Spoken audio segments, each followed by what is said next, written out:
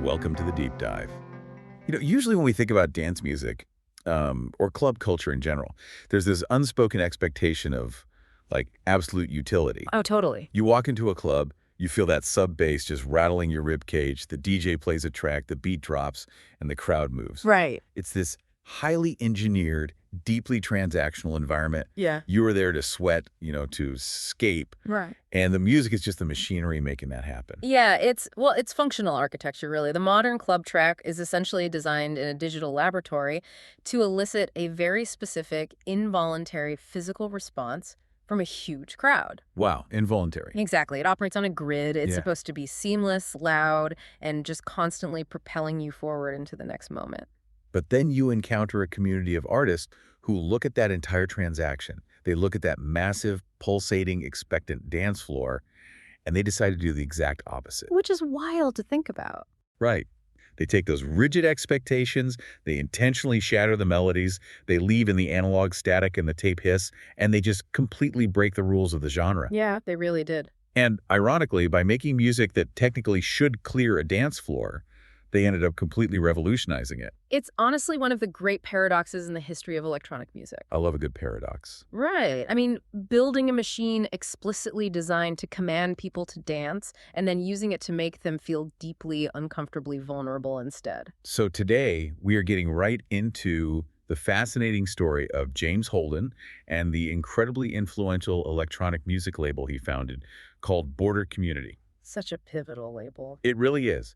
And our main source for this is a fantastic, highly detailed retrospective column from MMR Monumental Movement Records. They really explore the history, the artists, and the whole philosophy of the label. And they do a great job of capturing the ethos of it all. They really do. And our mission for this deep dive isn't just to talk about a niche history of synthesizers in obscure European nightclubs. Right. It's much bigger than that. Exactly. It's a masterclass in what happens when an industry becomes paralyzed by its own formulas. We're looking at how creating a laboratory of boundaries can completely rewrite the rules of a medium. Which applies to so many fields. Yes. For you listening, whether you're navigating a really rigid corporate ladder or maybe you're just staring at a blank page for a creative project, there is a profound lesson here. It's about finding absolute beauty in the broken parts of your work to break past your own borders. To understand the sheer impact of Border Community, we really have to look closely at the musical ecosystem of the early 2000s, based on the MMR retrospective. Right, setting the scene. Exactly, because the club scene was experiencing this massive crisis of imagination. Electronic music in the 90s had been this wild, explosive, lawless frontier. Yeah, anything goes. But by 2001, the frontier was essentially paved over. Trance music, which had originated as this hypnotic, underground, almost spiritual sound. Oh, it was huge. Yeah, it had bloated into this stadium-filling commercial behemoth that became highly formalized. Right, the edges had been completely sanded off, and Progressive House was suffering from the exact same rigid stagnation. Totally. But let's actually ground this sonically for the listener. When we say rigid stagnation, what does that actually sound like on a technical level? Well, mechanically, it means music locked to an inescapable digital grid. Okay. You have a 4-on-the-floor kick drum hitting exactly at 128 beats per minute. Boom, boom, boom. Exactly. You have these huge, predictable snare rolls that mathematically signal to the crowd exactly when to raise their hands. Oh, right, the big buildups. Yeah, and the synthesizers are perfectly tuned. They're perfectly compressed with zero human error. It was formulaic tension and release, optimized for maximum commercial viability. Okay, let's unpack this with a visual for a second. Think of your industry only producing the exact same formulaic blockbuster movies. Oh, that's a good way to look at it. Yeah, it's like a perfectly sanitized, state-of-the-art hospital room. It's brightly lit, highly functional, every surface is sterilized, and it does exactly what it's engineered to do. But nobody actually wants to live in a hospital room. Exactly. It's suffocating. And in 2001, the club scene was that sterile room. And suddenly, this indie film comes along that completely rewrites the rules of storytelling. James Holden essentially walked up to the window of that hospital room, threw a rock through the glass, and let the rain in. I love that image. Right. And that rock was his 2001 track, A Break in the Clouds, released on Silver Planet. He wasn't just making a new song, he was pointing out the invisible walls of the genre. Yeah, taking that hospital analogy a step further, A Break in the Clouds didn't try to sanitize the space. It introduced melancholia into an environment that demanded forced euphoria. That's a huge shift. It really was. Mechanically, instead of a booming, aggressive bass line and a massive drop, Holden used this hesitant, floating synthesizer melody. It almost sounded unsure of itself. Exactly. It didn't command the crowd to jump. It kind of just invited them to close their eyes. It was melancholic yet constructive. It created an entirely new emotional geography. It wasn't trance, and it wasn't house.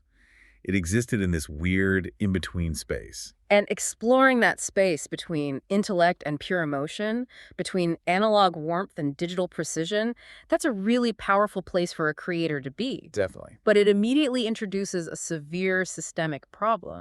The infrastructure problem. Precisely.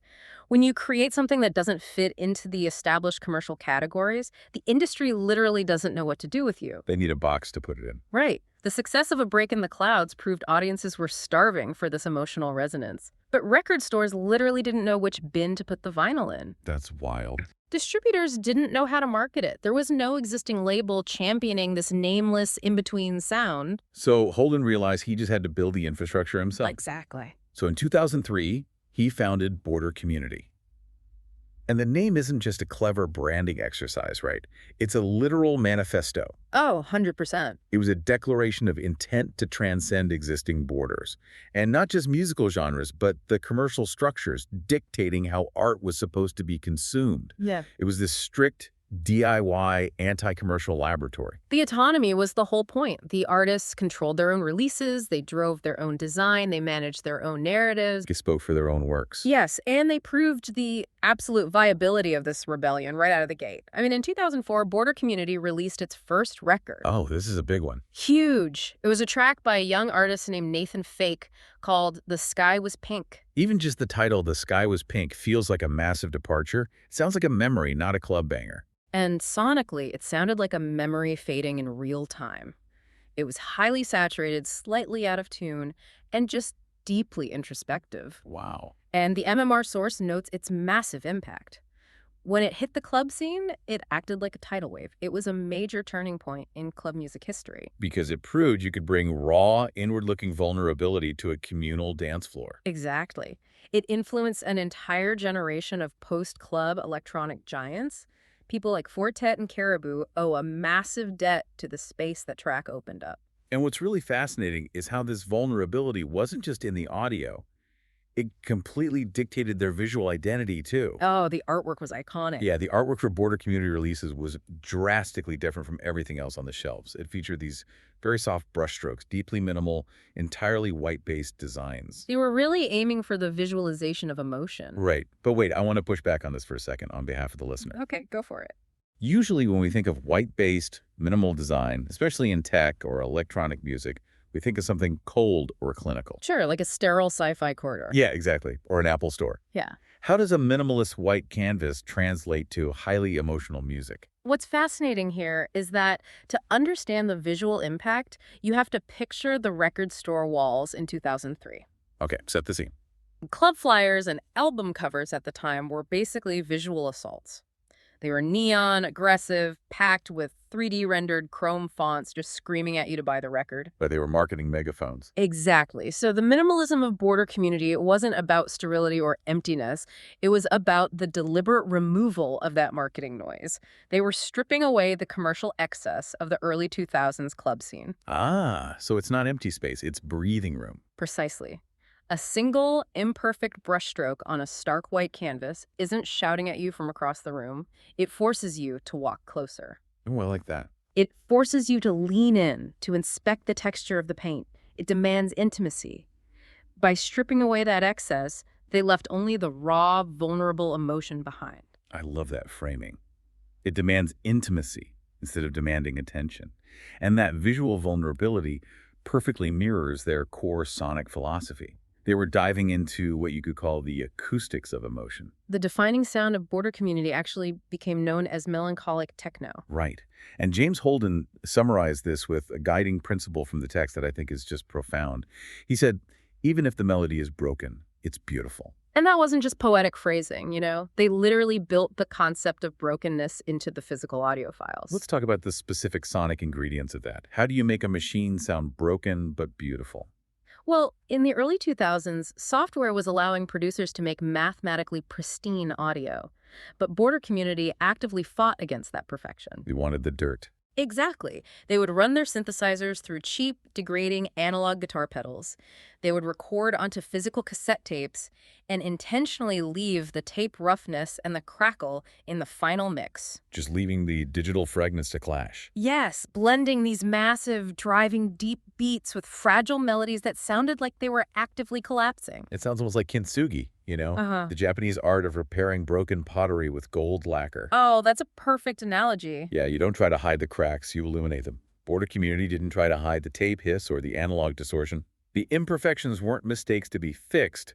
They were the whole point. And this is where the philosophy extends far beyond music. Absolutely. Think about how this applies to you, listening right now. Think about the last time you had to give a major presentation, or maybe write a critical proposal. We all tend to overpolish. We do. We rehearse and polish until every single rough edge is gone. We iron out the pauses, the stutters, the natural tangents. And what happens? It becomes perfectly functional and completely dead. It loses its soul. Sometimes, leaving the tape hiss in your own work, highlighting the cracks and allowing your genuine, unpolished passion to show through is the only thing that actually connects with another human being. The gold is in the humanity of the delivery. And this specific philosophy acted as a magnet for the label. Right, the roster. Border Community gathered creators who treated sound as a thought process. They built a roster of artists who prioritized the emotion of sound over strict genre labels. Let's introduce some of those key artists, starting with Nathan Fake. Yeah. We touched on The Sky Was Pink, but his 2006 masterpiece album, Drowning in a Sea of Love, really cemented this ethos. Oh, definitely. It sits perfectly on the razor's edge between nostalgia and absolute chaos. Fake was a master at balancing those two feelings. But then, as the label evolved, they started asking new questions. If Nathan Fake was exploring chaotic nostalgia, an artist like Peter Dundov asked, can we make mathematical structure itself emotional? Right, which sounds like a contradiction. Exactly. How do you inject vulnerability into mathematical precision? By playing with the physics of time. Dundov's work, like his album Ideas from the Pond, utilized the architectural sequenced elements of trance, but he would layer overlapping, irregular time signatures. Okay, how does that work? Well, he might place a melody playing in 78 time over a drum beat locked in 44 time. So they drift in and out of phase with each other. Exactly. The melody is constantly shifting its relationship to the beat. It creates this profound psychological sense of yearning because the ear is waiting for the pattern to perfectly resolve. But it constantly evades you. Yes. It proved that broken doesn't just mean distorted audio. Sometimes the emotional vulnerability is found in the architectural tension. And then they pushed the boundary even further into the physical realm with artists like Luke Abbott. Oh, his work is fascinating. He wasn't just changing the time signatures. He was changing the very instruments used to make the music. His album, Holcomb Drones, is heavily reliant on modular synthesizers. Which is a whole different beast. Yeah, for the listener who isn't a gearhead, a modular synth is not a keyboard hooked up to a laptop.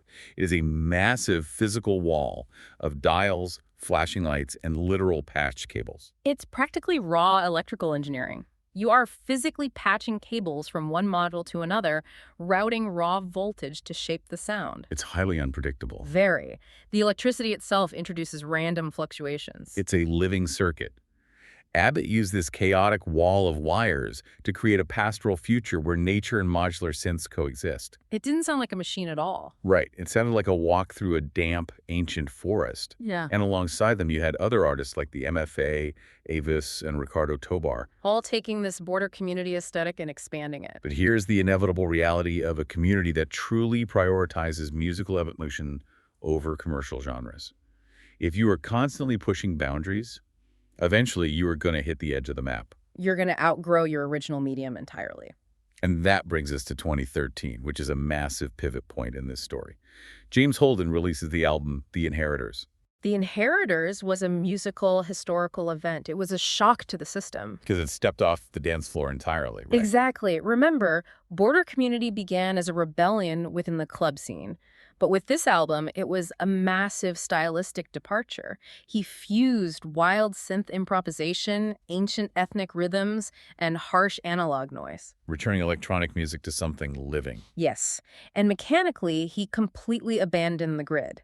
In modern music production, everything is locked to a digital metronome, but Holden bypassed that. He built custom software so that his synthesizers would actually listen to the live drum tracks and follow the human tempo. Oh, If the drummer naturally sped up, the electronic sequences would rush forward to keep up. He literally gave the synthesizers a human nervous system. here's where it gets really interesting. I have to push back here because from a business perspective, this sounds insane. Oh, I know where you're going with this. Right. Holden essentially revolutionizes the club scene. He builds this highly influential dance label, and then he just walks away from the very foundation he built. I mean, by 2017, he completely pivots away from DJing and forms live band formats like Holden and the Animal Spirits. He's putting live jazz musicians in a room with synthesizers.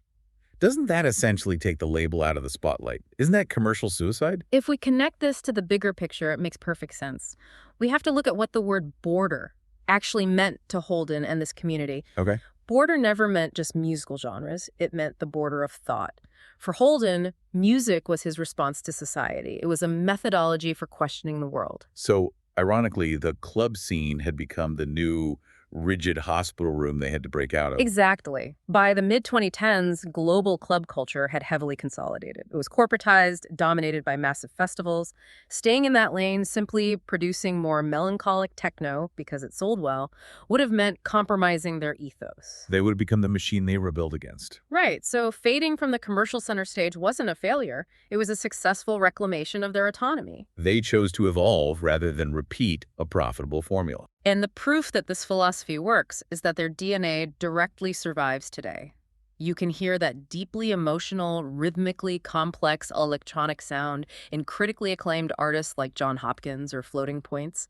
They are the direct inheritors of this philosophy. So what does this all mean? We've traveled from the formulaic trance floors of 2001 into a vulnerable, white-walled laboratory of broken melodies, all the way to live synthesizer jazz bands. It's been quite a journey. And today, while Border Community's release schedule might be quiet, the spirit of what they built is profoundly alive. They prove that true community isn't a closed, branded group. Not at all. It's an open place of resonance, created by the relationships between people and challenging ideas. And whether you're navigating a stagnant industry, prepping for a creative project, or just trying to learn something new, you don't have to accept the rigid borders placed around you. You really don't. You can choose to leave the tape hiss in. The imperfections, the tangents, the broken parts of your own process, those aren't mistakes. That is where the actual humanity lives. Which brings up a final, lingering thought for you to mull over.